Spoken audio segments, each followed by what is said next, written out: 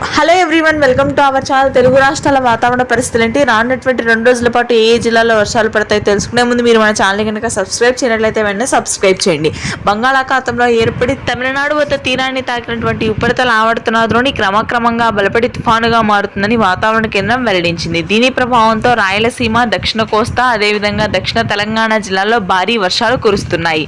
అనంతపురం, పుట్టపర్తి, సత్యసాయి, కడప ప్రాంతాల్లో రానున్నటువంటి 2 రోజుల పాటు 14 నుంచి 15 సెంటీమీటర్ల భారీ వర్షపాతం, ఈదురుగాలు ఉండే అవకాశం ఉంది. ఇక ఆ తర్వాత దక్షిణ కోస్తా, నెల్లూరు, ప్రకాశం జిల్లాల్లో మోస్తరు వర్షాలు నమోదవుతాయి. రాయలసీమతో సహా దక్షిణ తెలంగాణలోని మహబూబ్ నగర్, గద్వాల్, కరీంనగర్, వరంగల్, వనపర్తి, వికారాబాద్ జిల్లాల్లో ఉపరితల ఆవర్తన ద్రోణి అత్యధికంగా ఉండే అవకాశం ఉంది.